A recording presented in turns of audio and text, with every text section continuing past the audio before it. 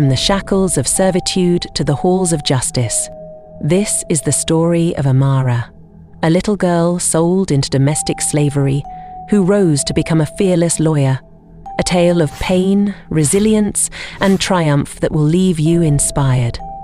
How did she turn her tragedy into a beacon of hope? Stay tuned to uncover her incredible journey.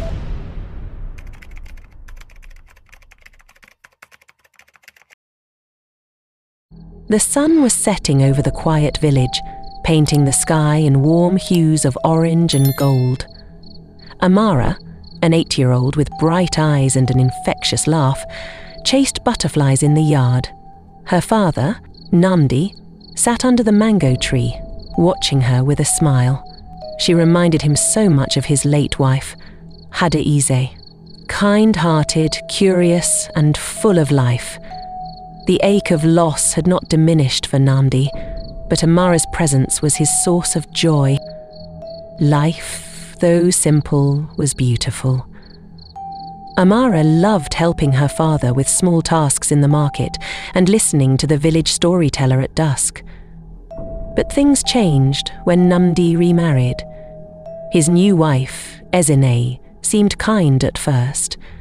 She cooked delicious meals, complimented Amara's drawings, and took over the household chores.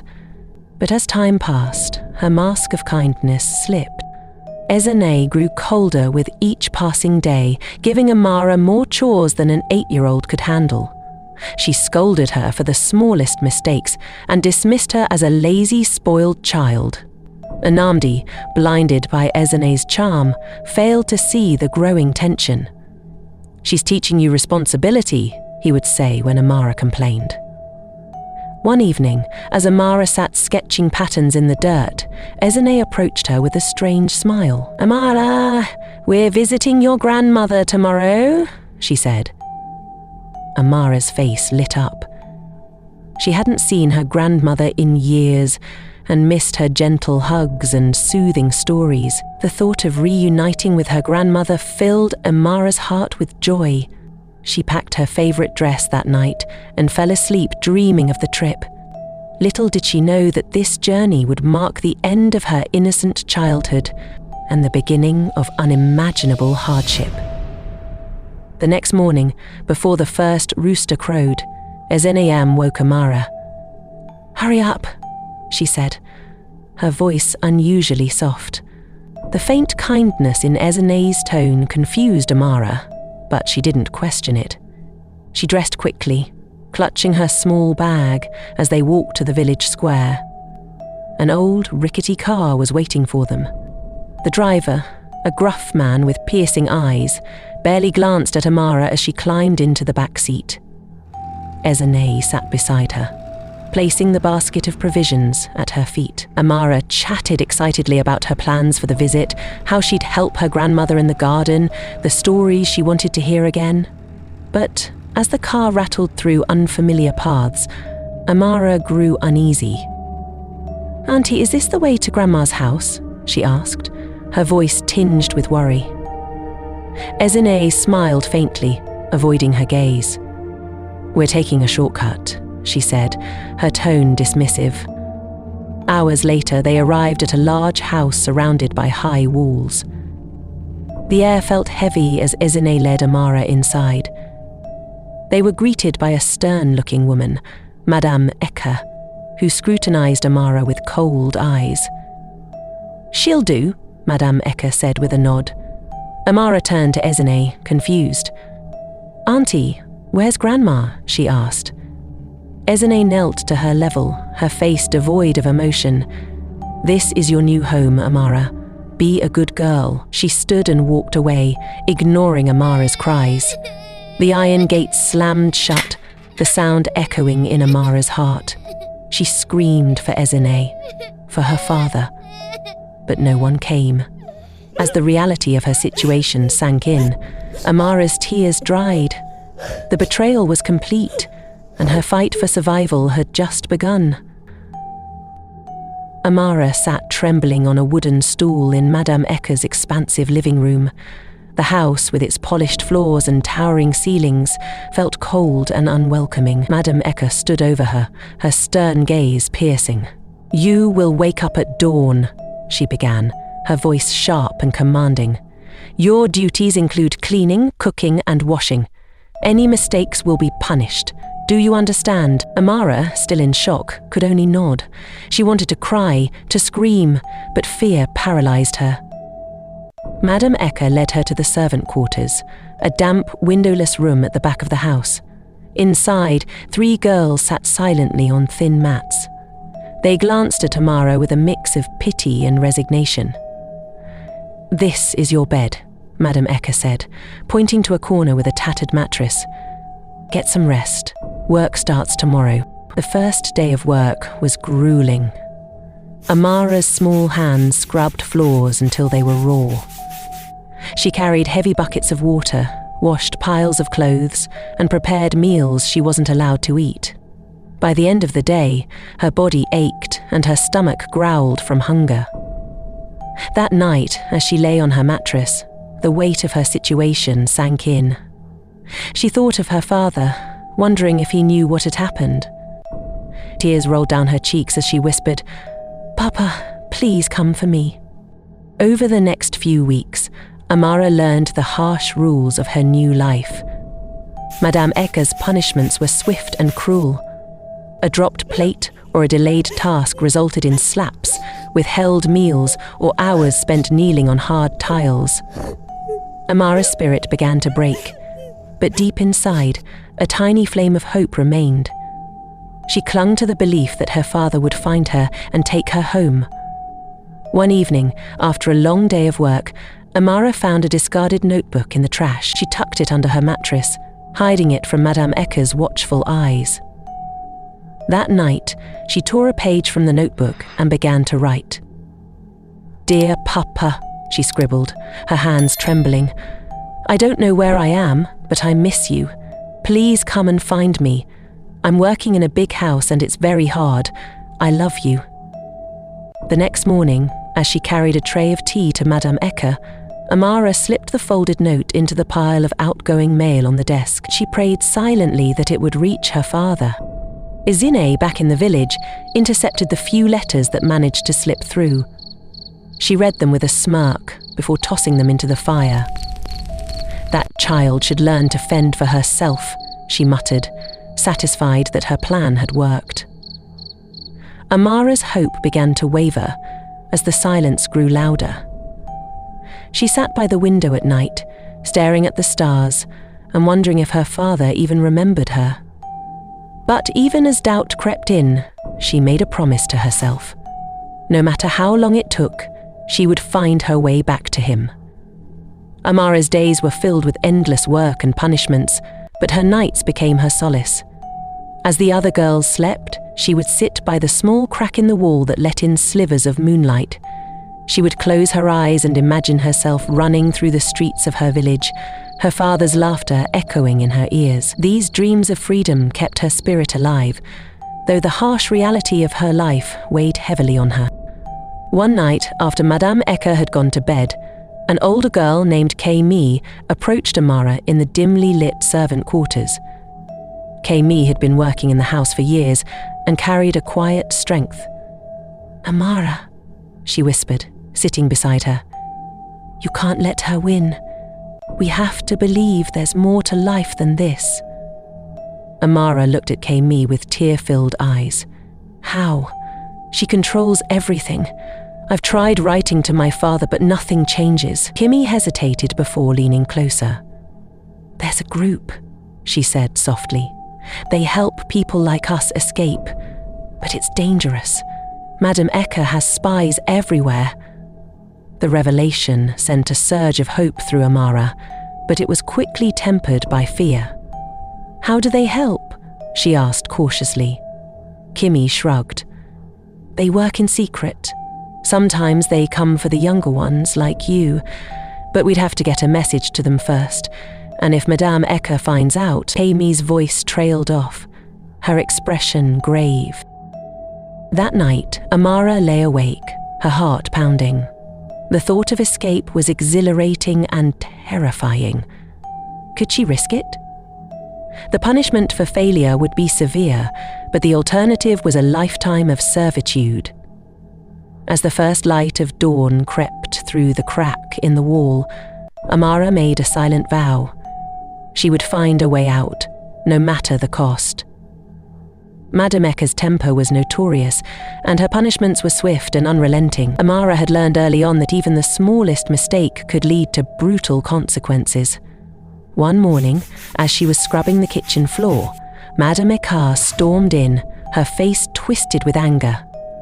"Did you touch my jewelry box?" she demanded, holding up her bracelet. Amara shook her head frantically. "No, Ma, I didn't," she said, her voice trembling. But Madame Eka wasn't listening. She grabbed Amara by the arm and dragged her to the courtyard. "You think you can steal from me and get away with it?"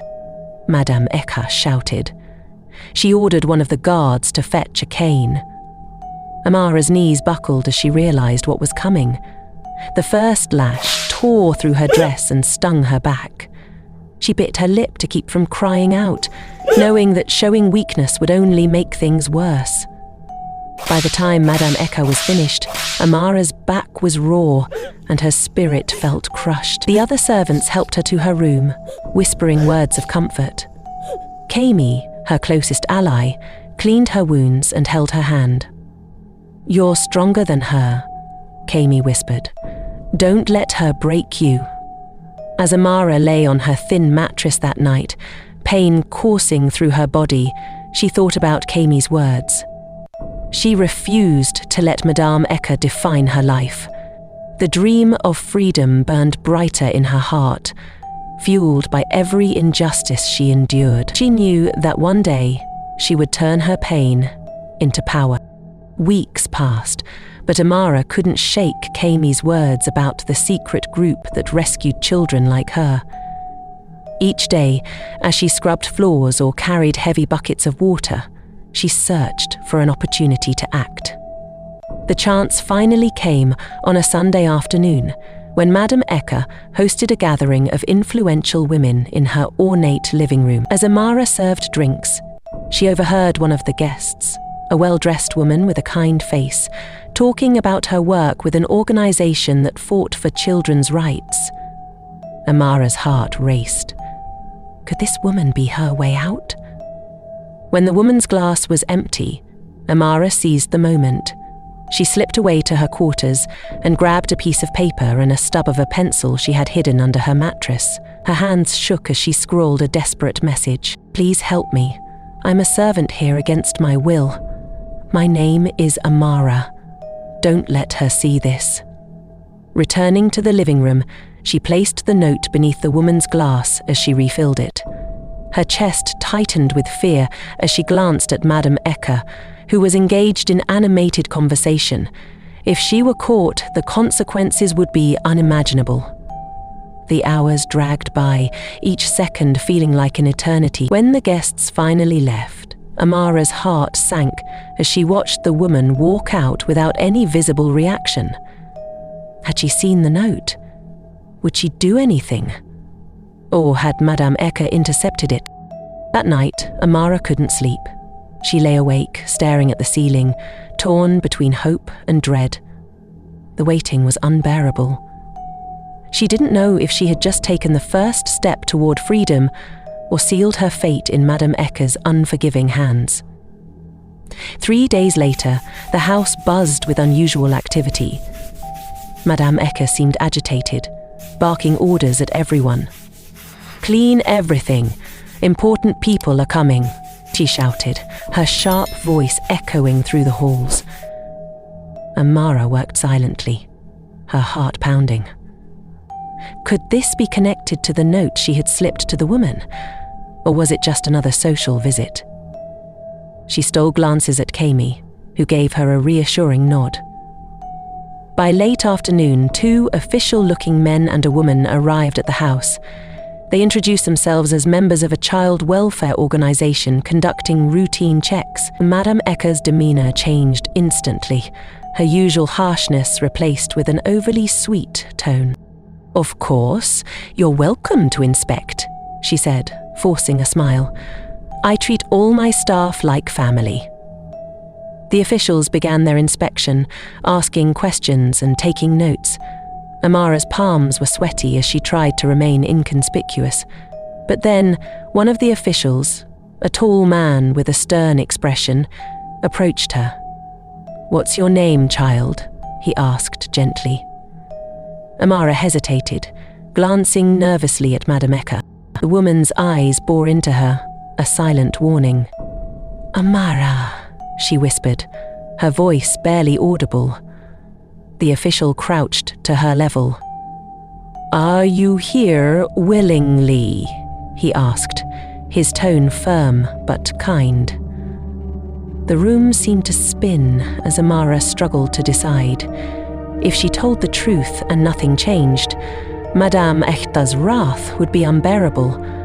But if this was her chance... "No," she blurted out, her voice cracking. "I was brought here. I want to go home." The room fell silent. Madame Eka's face turned red with fury, but the officials were already taking action. "We'll be investigating this immediately," one of them said, standing between Amara and Madame Eka. For the first time in years, Amara felt a glimmer of hope. The officials left with promises to investigate further, leaving a heavy silence in their wake. Amara's heart was still pounding from the courage it had taken to speak up. For the first time she had voiced her truth, but the aftermath was far from what she had hoped. The moment the door closed behind the officials, Madame Eka's calm facade shattered. She turned to Amara, her face contorted with rage. "You ungrateful little wretch!" she screamed, her voice reverberating through the house. "After all I've done for you, you dare to humiliate me like this!" Amara tried to back away, but Madame Eka grabbed her arm, her grip like iron. "You want to go home? Let's see how far you get without my mercy," she hissed. Before anyone could intervene, Madame Eka dragged Amara to the servant quarters and locked her inside. "No food, no water, no light until you learn your lesson," she yelled before slamming the door. Inside the dark, suffocating room, Amara crumpled to the floor, tears streaming down her face. Her small act of defiance had cost her dearly, and now she was paying the price. But even as hunger gnawed at her stomach, and fear gripped her heart, she refused to regret her decision. Outside, Kami paced nervously, trying to come up with a plan. The other servants whispered among themselves, their loyalty torn between fear of Madame Eka and sympathy for Amara. "We can't just leave her there," Kemi said, her voice trembling. "If we do nothing, she'll break." That night, as the house fell silent, Kemi crept to the locked door. "Amara," she whispered through the crack. "Hold on. Help is coming. I'll make sure of it." The next morning, Kemi took a bold risk. She cornered one of the younger guards, Kunle, who was known to be kinder than the rest.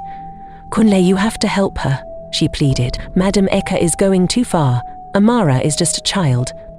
Kunle hesitated, glancing nervously around the corridor. "You know what Madame Eka is like," he said in a low voice. "If she finds out I helped, I'm finished." "But what if the officials come back?" Kemir pressed. "They'll see what she's done. Do you want to be part of this when it all falls apart?" Kunle sighed heavily. He didn't agree with Madame Eka's methods, but crossing her was dangerous. Still, something about Kemir's words struck a chord. "What do you need me to do?" he asked reluctantly. Later that night, Kunle slipped into the kitchen and filled a small basket with bread and water. As the other guards patrolled the grounds, he made his way to the servant quarters and slid the items through the narrow gap beneath the door. "Amara," he whispered, "eat this. Stay strong." Amara, weak from hunger, exhaustion, crawled to the door and retrieved the item. Tears filled her eyes as she whispered, "Thank you. The simple act of kindness rekindled the hope that had begun to fade. Meanwhile, Kami had her own plan. She managed to sneak another note out of the house, this time addressed to the child welfare organization. "She's in danger," the note read. "If you don't act now, it might be too late." The seeds of rebellion had been planted, and with every passing moment, the walls of Madame Eka's tyranny began to crack.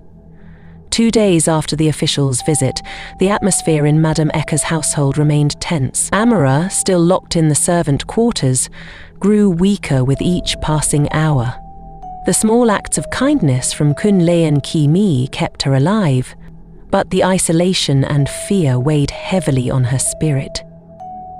Outside, Camille anxiously awaited a response to the note she had sent.